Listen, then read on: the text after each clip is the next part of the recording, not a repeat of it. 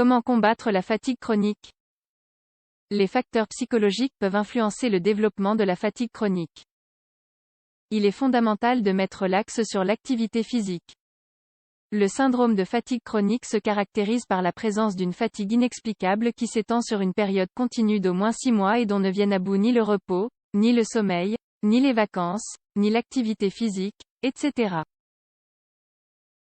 De plus, ce syndrome occasionne des problèmes de mémoire et de concentration, de la dépression, des douleurs musculaires et articulaires, des maux de gorge, des céphalées, une grande difficulté à se remettre d'une activité physique, et fait également apparaître des ganglions qui s'enflamment.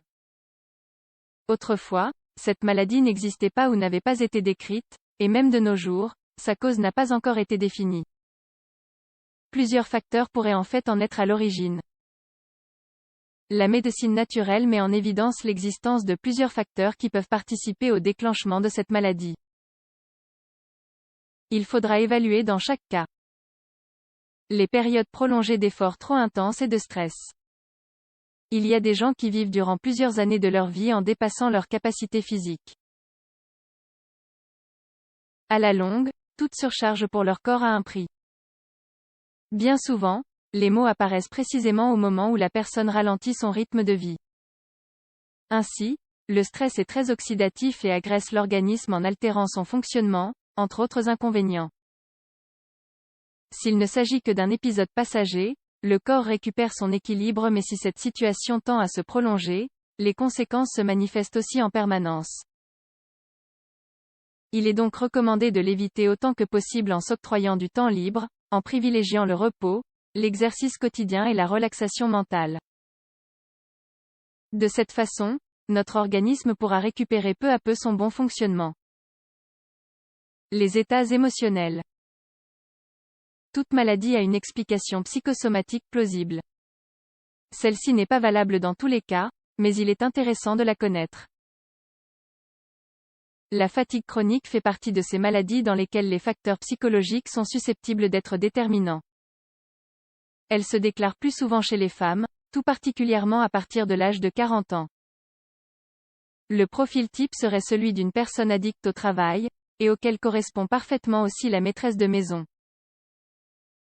Une personne qui ne délègue habituellement pas les tâches mais accepte souvent une surcharge de travail. Et qui ne sait pas dire non lorsqu'on lui demande quelque chose. Comment y remédier? Les thérapies qui traitent les problèmes psychologiques et les états émotionnels peuvent se révéler efficaces. Mais il faut surtout prendre conscience que certaines attitudes qui peuvent paraître à nos yeux vertueuses peuvent nuire à notre santé. Un foie fatigué. Le foie est, avec les reins, l'un des organes principaux auxquels on pense quand on parle de fatigue.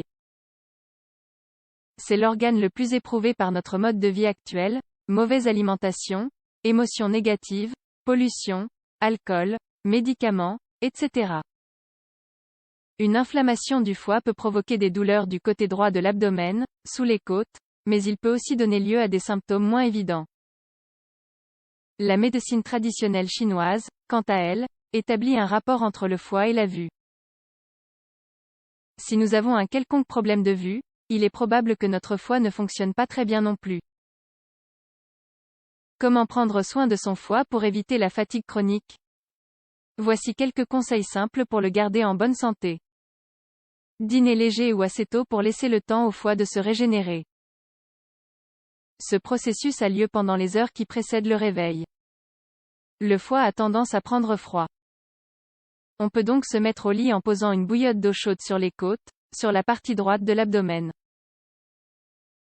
Prendre des infusions amères tous les jours, chardon-marie, pissenlit, artichaut et bol d'eau, ne pas en abuser et limiter leur consommation à 4 semaines.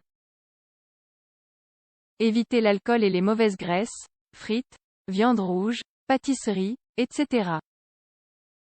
Prendre une cuillerée d'huile d'olive vierge extra à jeun, accompagnée d'une cuillerée de jus de citron. Puis boire un verre d'eau tiède. La constipation chronique. La constipation peut être à l'origine de nombreuses maladies. En effet, lorsqu'elle devient chronique, elle génère une surcharge de toxines. Il est important de résoudre ce problème au plus tôt et de façon naturelle. Adoptez une alimentation riche en fibres, fruits, légumes, céréales complètes, légumineuses, fruits séchés et fruits secs. Boire de l'eau entre les repas. Un remède très simple consiste à mettre à tremper le soir 2 pruneaux et une cuillerée de graines de lin dans un verre d'eau.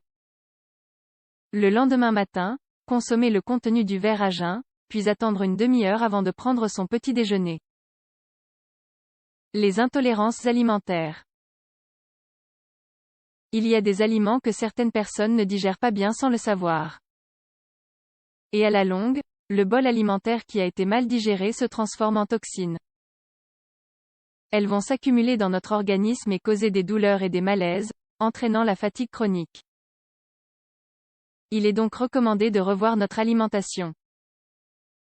Vous pourrez tâcher d'éviter, au moins durant 1 mois, les aliments qui sont le plus mal tolérés. C'est-à-dire ceux qui contiennent du gluten et du lactose. Passé ce délai, il sera possible de les réintroduire dans notre diète et d'observer les réactions de notre organisme. Les infections. Il serait bon de toujours s'assurer que le corps n'est pas envahi par des parasites ou par des champignons. Ils pourraient être à l'origine de certains des symptômes dont on souffre. Car ils sont souvent similaires à ceux causés par la fatigue chronique. Afin de procéder à un nettoyage exhaustif, il faudra acheter un produit naturel en herboristerie ou dans un magasin de diététique, ou bien suivre le remède tibétain à l'ail. D'autres conseils à suivre: il est recommandé d'éviter la consommation de sel, tout particulièrement de sel de table, qui est affaiblissant. On peut consommer une petite quantité de sel marin ou de l'Himalaya. Bien que les personnes qui souffrent de fatigue chronique n'aient pas d'entrain pour faire de l'exercice, il est très important de garder une activité pour ne pas être pris dans un cercle vicieux de fatigue et de paresse. Arrêter de bouger ne ferait qu'affaiblir la musculature et aggraver notre morale. Il existe des aliments très énergétiques qui, sans être des stimulants, peuvent nous venir en aide sans altérer notre système nerveux: le pollen, le miel, l'avoine, les germes de blé, la maca et les fruits secs, par exemple.